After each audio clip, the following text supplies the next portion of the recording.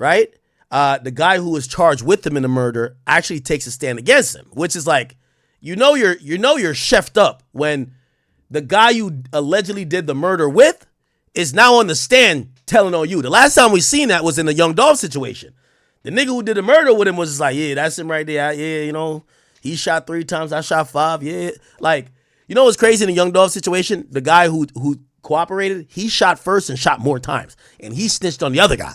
So again, when the guy you did the murder with is telling on you, it's crazy. So here is the full testimony, and we're gonna kind of speed through it, but let's go through some of the testimony of this guy who's testifying against Ksoo, okay?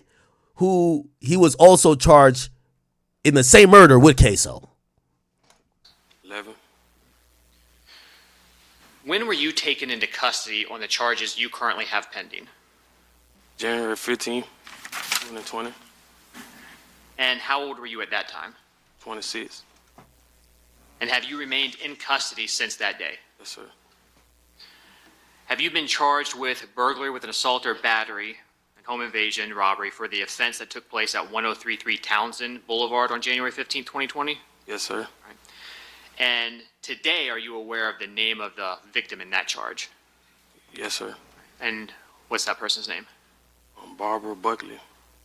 Prior to that day, did you know who she was? No. Since the burglary with an assault or battery and home invasion, therefore the same offense? Yes, sir.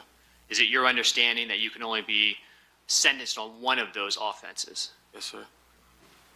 And do you have a co-defendant in that burglary charge? Yes, sir. Right. And what's the name of your co-defendant in the burglary charge? Leroy Whitaker. Do you see Leroy Whitaker in the courtroom here today? Yes, sir. Can you please tell us where he is seated and what he is wearing? He got on blue and white. All right. Can you describe the table or who he is sitting next to as well? Sitting next to his lawyer. Which table?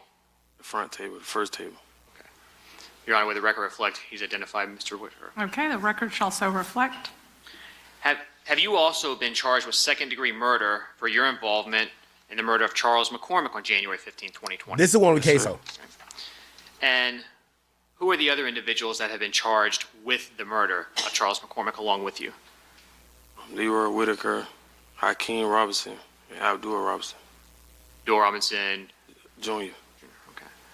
And do you see Hakeem Robinson in the courtroom here today? Yes, sir. If you see him, can you tell us where he is seated and what he is wearing? I don't like how this prosecutor doing it, man. If you got a snitch up there, ask him to point. He got his fingers. Point at the nigga right there. Yeah, I like when my snitches point. You feel me? Even if they got a handcuff on. Remember that's how the guy pointed in the XXX trial. He was like, He's in a bite row. I don't blue him. yeah, I love when they be like looking like they can't see the nigga. White. And you said back, I missed the first part. Got on blue and white. And where is he seated in the courtroom? At the second table. Your Honor, with the record reflect, witnesses identified Hakeem Robinson. All right, the record shall so reflect. Have you also been charged with aggravated fleeing and attempting to elude a law enforcement officer? Yes, sir. And while you were in custody for the murder of Charles McCormick, did you also get charged by the state with a second murder involving Damon Rothermel? Yes, sir. And when did Damon Rothermel's murder take place? January 31st, 2019. Do you have Damn, these niggas be knowing every date. co-defendants in that case? Yes, sir. All right. Specifically, who are your co-defendants in the Damon Rothermel murder case? Christopher Brown and Derek Hudson. Okay. Oh shit. Oh, we gotta get to this. His father is testifying. Okay, so the guy who we did the murder with snitching on him. Stay close to the microphone. All right. His father is on. Yo, Ksoo cooked. Look, Personally find it, or does someone? this is his find it? pops. This is Ksoo's pops. He's telling too. Yo, I ain't gonna lie, man. You gotta tell. It out to you. No, my son showed it to me. Which one? Both of them. And that would be. Kareem and Hakeem. Damn. Sorry, nigga. I'm trying to go home. Abdul Jr. and Hakeem Robinson? Yes. This is live, by the way. This is live. Did Abdul Jr. or Hakeem Robinson, either one, talk about the song? I mean, yeah, they didn't like it. Are you familiar with a local rap group known as ATK? Yes. Do you consider yourself to be a member of ATK? No. Yeah, we gotta hit different when your father's telling on you, right? Is Abdul Robinson Jr. part of ATK? Yeah. What about Hakeem Robinson? Yes. Leroy Whitaker? Yes. Damn, he not even trying to cap for his son. Yo, is your son part of this gang? Yup. Torgon Williams? Yeah. And is Dominic Barner affiliated with members of ATK? Yeah. Was Charles McCormick part of ATK? No. Who was Charles McCormick affiliated with? 6 block. All right. Another local rap group here? Yes. Did Charles McCormick have a rap name or a nickname that you're aware of? Yeah. All right, and what was that? A little buck. How would you describe the relationship between the group 6 Block and the group ATK? They didn't like each other. Did they get along? No. Do they consider one another to be ops? Yes. Ops. Who do you know that had a desire to go after Charles McCormick based on that song? I mean, I would say a few people. All right. Anybody related to you or anyone else? Yeah. All right. Well, who would you think had the most? The most, I would say Abdul, my son, both of them, Hakeem and Abdul. In January of 2020, did Abdul Jr. Own his own vehicle? No. How did he get around? I'll rent a car. Do you recall if on January 15th of 2020, Abdul Jr. had a rental car? Yes. What kind did he have? A Dodge Journey. Did both Abdul Jr. and Hakeem Robinson travel in rental cars? Yes. Did you own a car on January 15th, 2020? Yes. What kind? Dodge Challenger. What color was it? Like reddish orange. And the phone that you had on January 15th, 2020, what type of phone was it? iPhone. And I think you said earlier, but 904-866-2370, was that your number? Yes. Who was your cell carrier? T-Mobile. Was that account under your name, Abdul Robinson Sr.? No. What name was it under? Darryl Watts. Who was Damn. Darryl Watts? A friend of mine. Is he deceased? Yes. So why was your phone under an account with that name? Well, we went to get them together. His credit was a little better than mine. So did you maintain your phone under that account after he passed? Yes, I was a authorized user. Did Abdul Robinson Jr. have a cell phone in January of 2020? Yes. Did he have just one? No, he had a couple of phones. Why do you have a couple phones? I mean, you got, your work phone, your phone for your ladies, or something like that, different phones. What was Abdul Jr.'s primary number back in January 2020? Was that the 624-3684 you mentioned? Yes. Is that the number you typically would communicate with him on? Yes. Did he have a second phone number that you helped get it? Yes. Do you recall what that number was? I think the area code was 478 All right, come on, man. Speed up the telling. 491 2831. I know you guys only hearing from one side, but it's them, not us. We could watch it on action. Let's see if It's this like is better. November better. 12th or the 15th. Okay, this is better. So Sorry. sometime in November? Yes. Would that be 2019? Yes. Did Hakeem Robinson own a cell phone in January of 2020? Yes. Did he have just one phone? No, he had a couple phones. What type of phones did he have? iPhone. And what was Hakeem Robinson's primary number back in January 2020 that you would communicate with him on? The phone number? Yes, sir. 904 704, I think, 1595. And was that phone number under the Darrell Watts account? No. What account was that phone number under? I don't know. I think it's some other guy that phone for him. Miss Walters? Yes. Do you recognize phone number 478-305-9583? Yes. Whose phone number was that in January 2020? Hakeem? Hakeem Robinson's? Yes. Yeah, that's And how his do you know son. that? I got it for him. Damn. Is that up under the Darrell Watts account as well? Yes. Objection leading on this whole line of questioning. Well, I'll address the last question, and that's overruled. Was the 478-305-9583 number you just mentioned, was that activated on the same day as the one you got for Abdul Jr.? Yes. And did you at times pay that bill for them? Yeah. In January 2020, did Leroy Whitaker have a cell phone? Yes. Did you ever communicate with him on his cell phone? Yes. Do you recall what his phone number was at the time?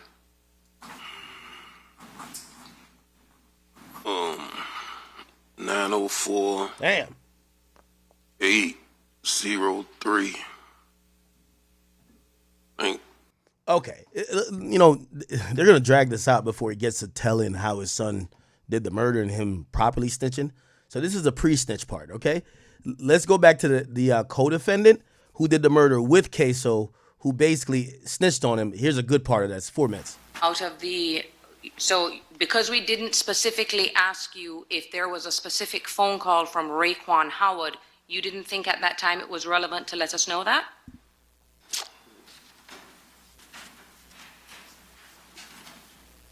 I don't know.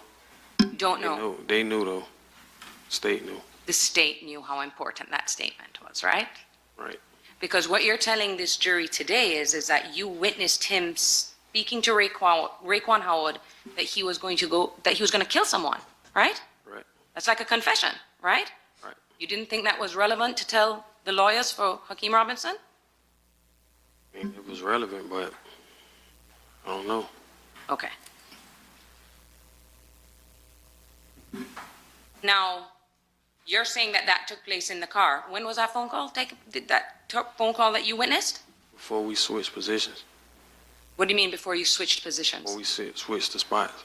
So you're already in the parking lot. You weren't driving, right? Right. You're already parked, right? Right. So there wouldn't be any, and you said what kind of call was it? Was it a phone call, a FaceTime, an Instagram? What was it? Instagram. How do you know it was Instagram? Well, guessing it was. Say what? Guessing it was. You're guessing it was Instagram. It's funny that you commit to Instagram as being the call, right? Right. That's what you chose, right? Right. When you met with the state's attorney's office, did they show you any of Hakeem Robinson's Instagram? Well, it's his celebrity account. Did they show you any of his records from Instagram? No. Okay. But you were initially charged in this case, right? Right.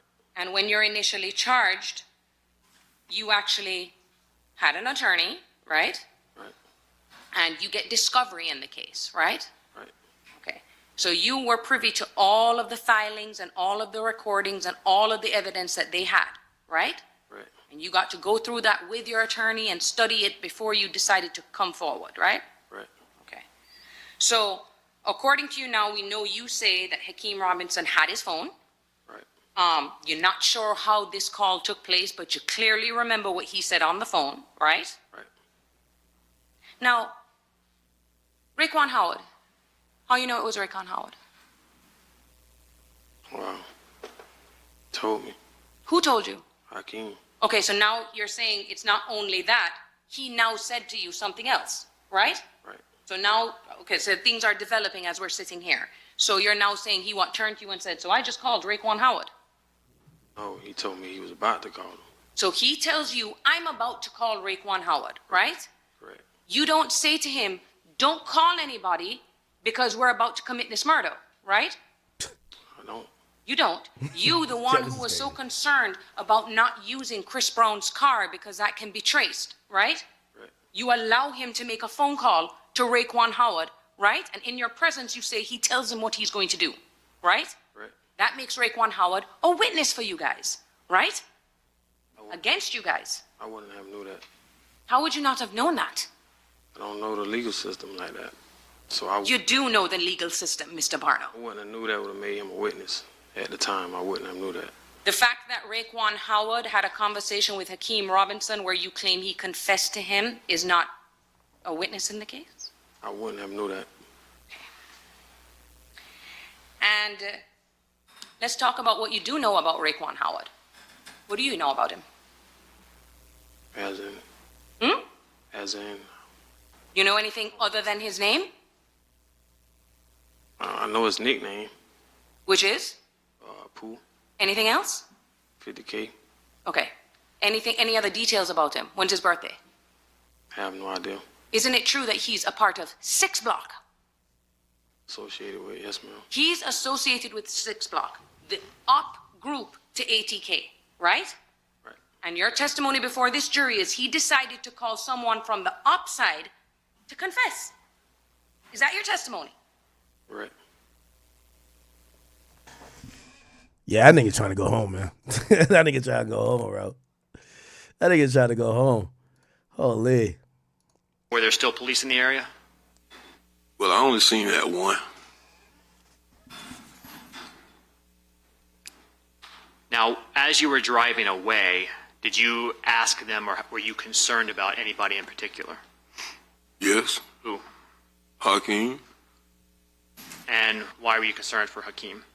I know that's his circle of friends. Was it unusual in your mind for him not to be with them at that point? Yeah. Now, as you were driving Leroy Whitaker and Dominique Barner away, did you find out what had happened to Charles McCormick? Yes. And you found out the details about who was involved? Yes. And did you continue to drive both Leroy Whitaker and Dominique Barner away? Yes. And after getting away from that neighborhood, did you make a stop? Yes. And where did you stop? We stopped in Grand Park. And what was the reason of stopping in that area? Switch cars. And were you able to do that? Yes. What car did you switch out of? We got in a white Impala. Who did the white Impala belong to? It was my daughter's car, but it was in my name. Why did you want to switch out of your Dodge Challenger? After I found out what happened, we in an orange car, very noticeable. Did you eventually make it back to your home? Yes. And again, that's on Brown Jersey Court. Yes. Do you recall around what time of day it was that you made it back to that location, approximately? I can't say the exact time. It's like maybe, I can't say the exact time, maybe like 2:30 something up, In the morning or In the afternoon? Yes. Oh, afternoon. After you got back to your home, did you do anything else to assist either Leroy Whitaker or Dominique Barner? Yes. What did you do? Well, I took the clothes they had on and left with them. Where'd you go? I went over there off Kings Road behind Burger King, put them in this fire barrel. Did you set them on fire? Yes. And why were you doing that? It was just my way to help. Yeah, he was charged with accessory. Did you take either Leroy Whitaker or Dominique Barner with you when you did? Which is kind of weird that he's snitching because, you try to help them cover it up. Then you got caught, and now you're just snitching on them. that? No. Do you recall if anyone else was at your home prior to you leaving to set those clothes on fire? Nope. No, there weren't, or no, you don't recall? No, I don't recall nobody though. Did you return to Brown Jersey Court that night? I can't remember. Are you familiar with an address 2203 West 12th Street? Yes. And why are you familiar with that specific address? I mean, that's been my address. That's my grandma's address. Has that house been or stayed in the Robinson family? Yes. Are you also familiar with the name House of Pain? Yes. Who came up with that name? I did. When was that? It's back in the 90s. What did you want to use the House of Pain name for? Entertainment. Is that a name that is still kind of used by the Robinsons, Yeah. your family? Was Hakeem Robinson aware of that name, House of Pain? Yeah. Did Hakeem Robinson have an Instagram account that he was using back in January of 2020? Yes. Do you recall what his Instagram account name was? It was Ksoo 23 times. What about Abdul Jr.? Did he have an Instagram account? Yes. What was that? K Crazy. Do you know someone by the name of Shifan Hogan? Yes. Who is he? That's my baby mother's brother. Are you also aware of a music video called Bang It Out? Yes. And whose music video was that? Hakeem. Do you know where that was filmed? Yes. Where? Downtown by the Cha House. Were you there when it was filmed? Yes. Was it filmed prior to Charles McCormick's murder? Yes. Your Honor, may I publish some items that are already in evidence? Okay.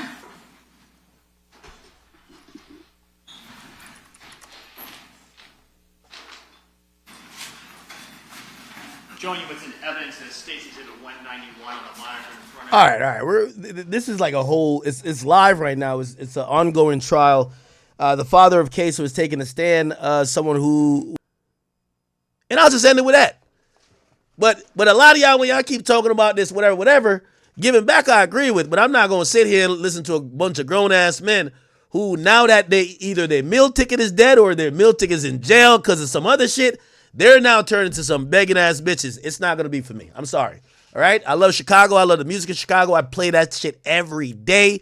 But the same way I've helped popularized it is the same way the effects of it probably has become, it's affected the community, which I guess it is what it is. But you can't separate it from the rappers who are there doing that music. So it is what it is. But the apology or whatever, like, I don't know if they thought I was gonna be like, okay, all right, which one could I give 100,000 that y'all could make me feel? No, kick rocks. Peace. All right. I don't know if they thought there was an apology coming, man. Kick rocks, man. All right. What is this? What? How the 33-year-old crypto scam. Oh my God, what is this? Is this Aiden's thingy? Okay. So, what is this? All right. So let me go down this little path real quick. So Aiden Ross, we all know him. Shout out to everybody on Kick who's watching. And Banks. Banks is the owner of FaZe, but also he was a leader from this original iteration. I've met both guys. Both guys are cool guys. I really have no horse in the race. I'm just kind of reading what I'm reading. I'll try to give some light opinion, but I don't think either guy is bad people. So this story here, chat, is about, like, it's crypto scams going bad. By the way, let me be honest with you. There's so many different ways to get quick money really quickly, right? I feel like that was almost didn't make too much sense, but you get what I mean. Like, one of these main, were they doing NFTs? No. They were doing these meme coins. One of the main, I won't even say his name, but he DMs me 2 days ago. He's like, we have this, I didn't even going to say it. We have this blah, blah, blah, blah, blah. We have $250,000 for you all we need is a tweet. All we need is a tweet. What? $250,000? Now, I kind of look into it a little bit. I look into the person, and I see what they've been associated with. Like, it's like these pump and dumps. And, you know, these are the same guys who even went at Kanye. Like, you know, there's a really shady underworld that takes advantage of people's followers in the sense of, yo, we're going to just announce a coin or whatever. And then when everybody buys into it, the people at the top, they just cash out. I think that's the basis of what the story is going to be. So they said how a 33-year-old crypto scammer Banks exploited his friendship with Aiden Ross solely for financial gain, and also how he's starting to do it with others. They said it started with Aiden Ross and Banks announcing a crypto stream. Now, Jack, I'm going to tell you, you know, I don't know if the Justice Department at some point are going to look into some of these things because they might not be, whether it's securities or whatever, but there's been so many pump and dumps, and I hope if you guys are smart or you're into crypto, just don't even be involved with this type of stuff. Like, it's really, if you're not like in the inner circle, you're going to lose money. So, okay. But there's a whole wave for it. There was a whole wave for it. It says it started when Aiden Ross and Banks announced a crypto stream, where Banks and his group of friends called the LA Vape Cabal were supposed to help Aiden with his crypto portfolio, but instead they promoted their own shitcoin called MLG. As Aiden and his community invested, allegedly the LA Vape Cabal uses them as exit liquidity, which means while Aiden's people were buying in, they start selling and they cashed out, right? So they said this was Aiden Ross' plan to team up with Banks to make money using this coin. Let's see. So Banks says everybody's shilling Aiden Ross bags right now, trying to get a little piece of him. Fall back, retards. I'm on FaceTime with him right now. We're onboarding the right way to this shit. Keep your little greasy fingers off of him. He's making no moves in this market without consulting me and his team first. Consider me his manager for everything crypto related. Aiden says, it's always been this way. I don't make a move without my brother, Ricky Banks. I haven't done shit yet. Thread guy and Ricky gonna help me make the best decisions to make sure everyone eats. And I'm here to take the people out of the trenches. By the way, also, I've been approached to make a chat nigga coin. And for me, I think, you know, you guys have been so protective of me that if I finesse y'all like that, I think y'all would just be like, fuck this guy, right? So I'm like, bro, like, you know, obviously you can make a lot of money, but the idea of having trust with your audience is worth so much more, right? Because you just think somebody's shady and shitty, right? Okay, it says, obviously Aiden's hurt by this and begins to expose their group by saying they have allegedly hurt a lot of innocent people. However, Aiden doesn't seem to connect the dots to his brother Banks yet. Let me see. Yes, Rasmer, I sold Ethereum at the bottom because you and your schemy little friends wanted to dump on stream with me. And I bought a $25 million house, something you'll never accomplish. You should pay your taxes with all the ETH that you don't claim. I'm friends with Trump, so when I go to the White House, I'll just put your whole group that you guys don't pay your taxes and stuff like that. So I paid taxes on all my crypto. So yeah, I couldn't get approved for like a loan if I didn't pay my taxes. So I pay my taxes, and I bought a $25 million house. So yeah, you and your friend group fucked up a lot of people's shit. So it is what it is. But yeah, and yeah, I'm a snitch. I don't give a fuck. Okay. So fast forward to just recently where a screenshot of Banks is leaked, blaming Aiden Ross for the downfall of MLG, rather than taking accountability that it was allegedly a rug pull. So I guess Banks sends this message or co-signs this message, I don't know. It says, Aiden Ross fucked this up. This community dumped on him buying, used him as exit liquidity. His ego got hurt, blamed Frank. Him and Frank got into it privately. Aiden despises Frank, spins and drives a narrative about Frank selling. Somehow this falls on me. And threads to farm the whole situation spin into me selling and dumping coins. When I ran the thing up from 3 million to 200, what the fuck? That's a lot of money. 3 million to 200 million organically. Top blasted multiple times, invested a fuck ton of money, and never ever sold. The only bad actor in this entire thing is Aiden, point blank. Period. Whatever that thing that got... Okay. It Say it doesn't stop here. Banks has also used his newly recruited FaZe members to promote his new trading platform. Whatever that thing that got dropped or whatever, me and Lacey recorded that a year ago. I don't know why they did that now. Yeah, it's not a meme coin, by the way. It's literally just a trading thing. It has nothing to do with coins. I would never fucking promote a coin unless it was my own coin, where then I would scam you guys. I would never intentionally scam you guys without being a part of it. Like, I would tell you guys, yeah, I'm gonna scam you. I'm just keeping it real. The platform itself benefits from meme coin rug pull trend. I don't know anything to do with it. I was told to dress up as fucking Ta from the subathon and I get paid, and that's what happened. No one told me what it was. What do you want me to do? You want me to sue? I don't got time to sue anyone, bro. That's what happened. You guys are calling me a scammer. It's nothing new. I didn't benefit $1 off this. Don't invest into it. Don't use the platform. I don't give a flying fuck. Interesting. I really don't know what the thing is. Let's see, what? Why am I down money? Because people are using you to sell. People are using your buy as like a spot to sell. I'm down 12 grand. It's okay. It'll go up. People have been expecting this moment all day because again we're retarded. So a lot of people bought MLG probably today, expecting you were going to buy it and using the event. This is a nice little chart. Of you buying it to sell it, but it's fine. Again, this is something. Look at Aiden. That we're all positioned in for good reasons. There's a lot of reasons to be excited about a position like MLG. I don't know. Aiden has a burner account. It's like AR13. I'll just look on. Apparently, Aiden is kind of co-signing what Aiden says. Aiden says, the bank screenshot is real. Shit is sad. If you guys think that MLG being rugged was me, I'm sorry to tell you it wasn't. There's a reason the entire house is silent. Truth will come out eventually. I'm just more hurt on the fact that someone I call my brother is behind my back.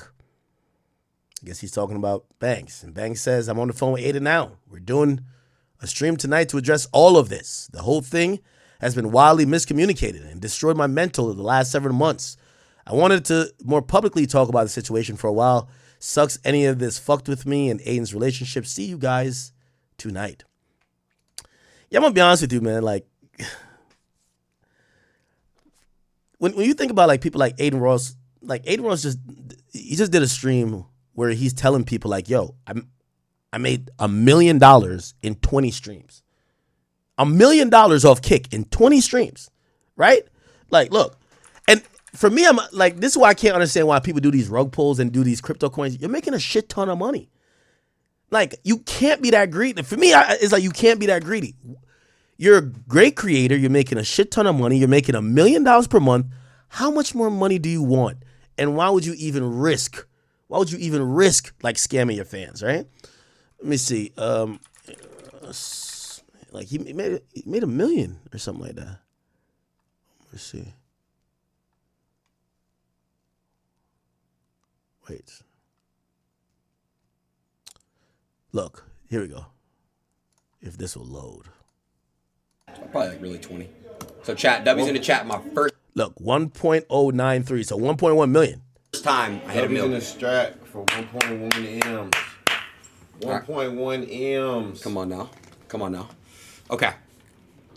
So, in call it a, I think that's a 36-hour VOD. I made about 180K. Jesus 180K Christ. chat. And I think that's why like fans probably feel a way about it. Like, dog, if you're making that much money, now I don't think Aiden's doing it wrong, but I wonder why creators even get into that coin bullshit because I've never seen one go good. Like, why even get into like having a coin and putting it out? Only thing that could happen is like your audiences think you're scummy. You're making $1 million a month. You're loaded. You're good. Like, no, go get a brand deal or go do some other stuff, but don't fuck with the fans' integrity, right? And again, by the way, I don't think Aiden was doing anything wrong or whatever. I think maybe some people behind whatever coin that encouraged him to get in probably fucked some shit up. But now you have people looking at Aiden weird, Aiden's looking at them weird, all type of shit crazy. 180K plus I still have this one to go. I know you printing this shit.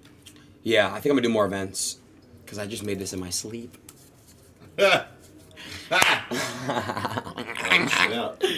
In my sleep. Holy shit. Holy fuck. All right. Anyway. Okay. All right.